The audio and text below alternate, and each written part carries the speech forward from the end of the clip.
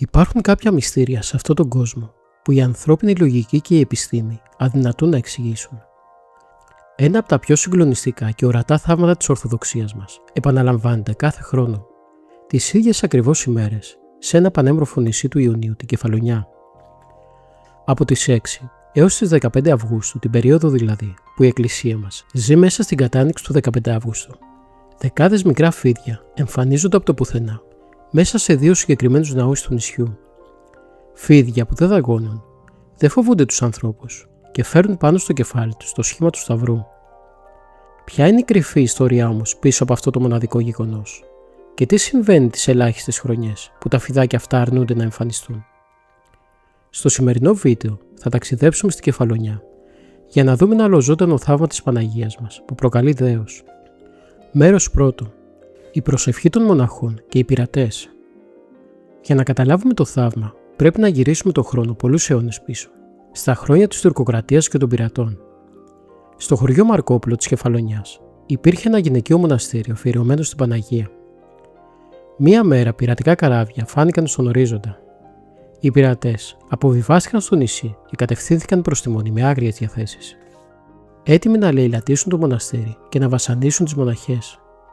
Οι καλόγριες, μη έχοντας άλλη ελπίδα, κλείστηκαν μέσα στο καθολικό του ναού, έπεσαν στα γόνατα μπροστά στην εικόνα της Θεοτόκου και άρχισαν να προσεύχονται με λυγμούς, λέγοντας: «Παναγία μου, σώσε μας, κάνε μας ζώα, κάνε μας φίδια, φτάνει να μην πέσουμε στα χέρια των ασεβών». Όταν οι πειρατές έσπασαν τελικά τις πόρτες και μπήκαν μέσα, πάγωσαν από τον δρόμο. Οι μοναχές είχαν εξαφανιστεί. Και αντί για γυναίκες, ολόκληρος ο ναός, το πάτωμα, οι τοίχοι και οι εικόνες είχαν γεμίσει με εκατοντάδες φίδια που σφύριζαν άγρια. Οι πειρατές αμέσως πανικοβλήθηκαν, έτρεξαν στα καράβια τους και έφυγαν από το νησί. Και έτσι το μοναστήρι σώθηκε. Μέρος δεύτερο. Το θαύμα σήμερα. Από τότε μέχρι και σήμερα, το θαύμα αυτό επαναλαμβάνεται κάθε Αύγουστο. Την μέρα της μεταμορφώσεως του Σωτήρος, στις 6 του μηνός, τα φιδάκια κάνουν την εμφάνισή τους στο ναό του Μαρκόπουλου. Βιολόγοι και επιστήμονες από όλο τον κόσμο έχουν εξετάσει αυτά τα ερπετά και έχουν σηκώσει τα χέρια ψηλά. Τα φίδια αυτά ανήκουν σε ένα σπάνιο είδος, αλλά η συμπεριφορά τους εκείνες τις ημέρες είναι τελείως υπερφυσική. Είναι εντελώς ακίνδυνα και ζεστά στην αφή, σαν να έχουν ανθρώπινη θερμοκρασία. Κυκλοφορούν ανάμεσα στους πιστούς, ανεβαίνουν πάνω στα χέρια και στα κεφάλια των παιδιών και κάθονται με ευλάβεια πάνω στις εικόνες και στο εικονοστάσι. Μόλις τελειώσει η θεία λειτουργία της κοιμήσεως της Παναγίας στις 15 Αυγούστου, τα φιδάκια γίνονται και πάλι άγρια. Βγαίνουν από την εκκλησία και εξαφανίζονται στους βράχους για να επιστρέψουν την επόμενη χρονιά. Μέρος τρίτο. Η προειδοποίηση. Όταν τα φιδάκια δηλαδή δεν εμφανίζονται. Υπάρχει όμως και μια λεπτομέρεια που προκαλεί ανατριχύλα.